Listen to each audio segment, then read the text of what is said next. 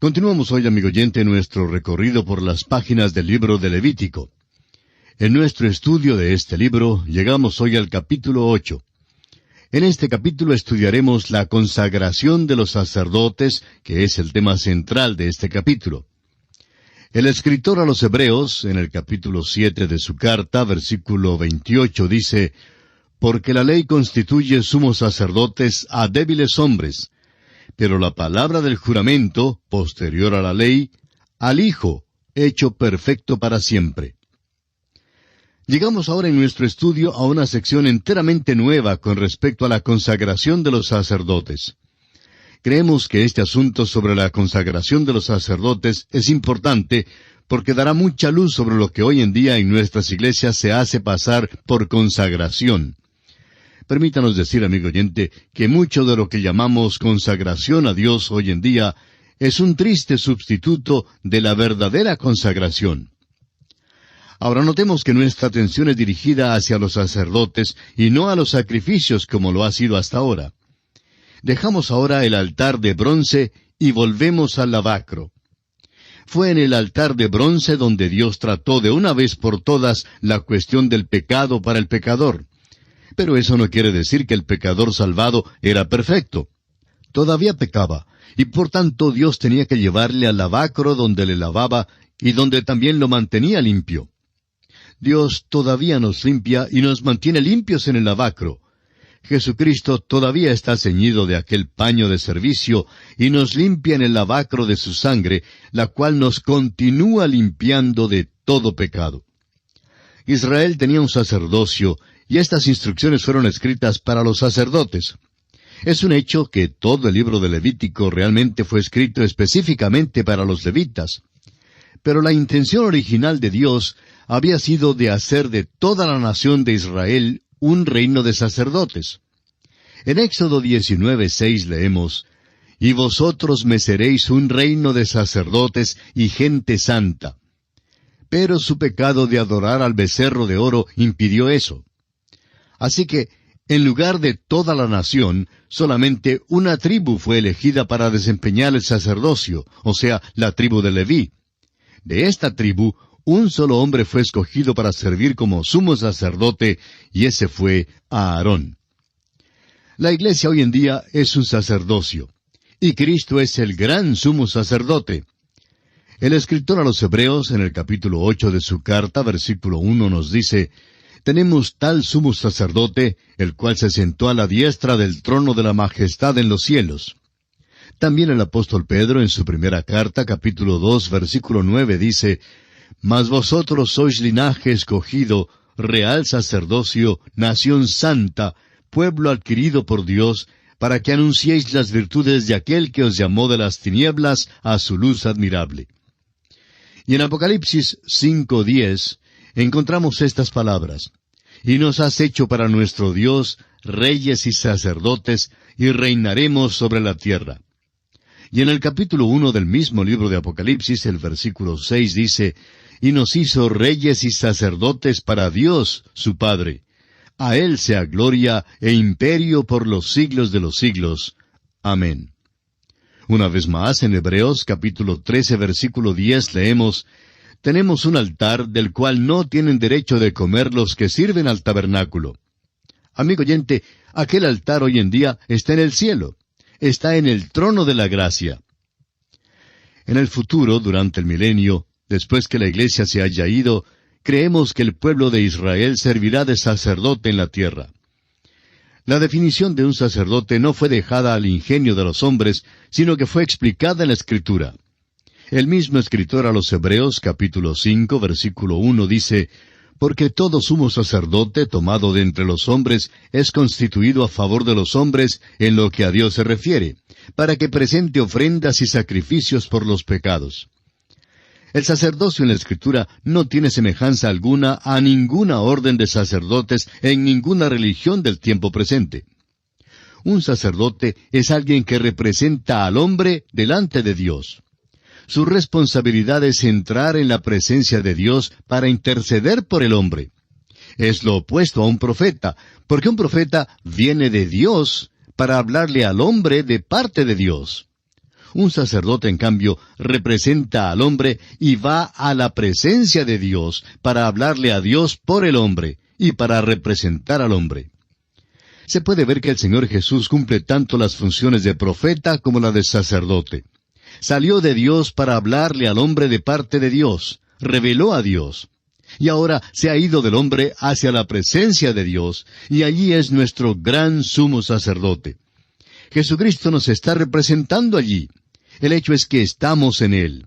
Amigo oyente, si usted no está en Él, entonces usted no podrá estar allí. Ni usted ni yo, amigo oyente, jamás podremos ir ante la presencia de Dios por nuestros propios méritos. Un conocimiento del tabernáculo es esencial para poder comprender el libro de Levítico y también para comprender el sacerdocio. La tipología del tabernáculo y del sacerdocio proyecta tantos significados y con tantos detalles que hasta se corre el riesgo de sobreenfatizar algún aspecto a la exclusión de otro, distorsionando así el mensaje principal. Mirando ahora al tabernáculo, notemos primeramente que el atrio representa el mundo aquí. Fue en este mundo donde Cristo derramó su sangre y murió. En el interior, el lugar designado como el lugar santo, representa el lugar invisible, al cual nuestro gran sumo sacerdote penetró después del sacrificio de su propia vida por nosotros, y donde ahora intercede por cada uno de los que han creído en Él. Realmente, esto es lo que sucedió cuando el Señor Jesús murió en la cruz y se fue al cielo. Se llevó el tabernáculo que había tenido un significado de sentido horizontal cuando estaba aquí en la tierra, y lo hizo vertical, o sea que ahora no tenemos sacerdote en la tierra, sino solamente en el cielo. El altar está acá, y es el lugar donde Él murió en la cruz. Pero el lugar santo está allá en el cielo. Cristo aún ahora está en el lugar santísimo. Escuche usted estos pasajes que explican esta verdad. El escritor a los Hebreos nos dice en el capítulo 4 de su epístola, versículo 14, «Por tanto, teniendo un gran sumo sacerdote que traspasó los cielos, Jesús el Hijo de Dios, retengamos nuestra profesión». Luego, en el capítulo 9 de la misma carta a los Hebreos, versículo 11, leemos, «Pero estando ya presente Cristo, sumo sacerdote de los bienes venideros, por el más amplio y más perfecto tabernáculo, no hecho de manos, es decir, no de esta creación». Y en el capítulo 8 de la misma carta a los Hebreos, versículos 1 y 2, leemos, «Ahora bien, el punto principal de lo que venimos diciendo es que tenemos tal sumo sacerdote, el cual se sentó a la diestra del trono de la majestad en los cielos, ministro del santuario y de aquel verdadero tabernáculo que levantó el Señor y no el hombre». Y también en el capítulo 9 de Hebreos, versículos 23 y 24, encontramos estas palabras. «Fue pues necesario que las figuras de las cosas celestiales fuesen purificadas así, pero las cosas celestiales mismas con mejores sacrificios que éstos, porque no entró Cristo en el santuario hecho de mano, figura del verdadero, sino en el cielo mismo, para presentarse ahora por nosotros ante Dios». Hoy en día, amigo oyente, Jesucristo realmente está allí. Ojalá que pudiéramos incorporar esta realidad a nuestra fe. Pero lo que nos pasa es que vamos a la iglesia y cumplimos con cierto ritual que apenas puede que sea dulce como la sacarina. En cambio, las realidades de nuestra fe son olvidadas. Ahora mismo, amigo oyente, Jesús está allí. Solo podemos acercarnos a Dios por medio de Él. Se nos ha mandado a allegarnos a Él confiadamente. Jesucristo está ahora en la presencia de Dios intercediendo por nosotros. Amigo oyente, aquí en esta tierra usted no está solo. Tenemos acceso directo a Dios mediante Cristo. El tabernáculo ahora tiene una orientación perpendicular, y el lugar santísimo está allí. Veremos ahora en nuestro estudio de este capítulo 8 de Levítico, que 12 veces en este capítulo se declara que el Señor mandó a Moisés. El argumento decisivo se encuentra en el último versículo, versículo 36 de este capítulo 8, donde dice, «Y a Aarón y sus hijos hicieron todas las cosas que mandó Jehová por medio de Moisés». En otras palabras, todas estas son las enseñanzas que el Señor mandó. Y la consagración, amigo oyente, tiene que ser así como el Señor manda que se haga. Hay quienes creen que Levítico fue escrito en una fecha posterior al comienzo del sacerdocio. Dice aquí que esto fue hecho como Dios lo mandó que fuera hecho. Ahora, ¿cree usted en la palabra inspirada de Dios?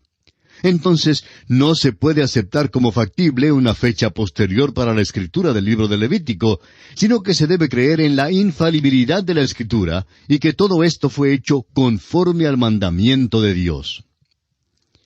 Veamos ahora brevemente el bosquejo de este estudio del capítulo 8.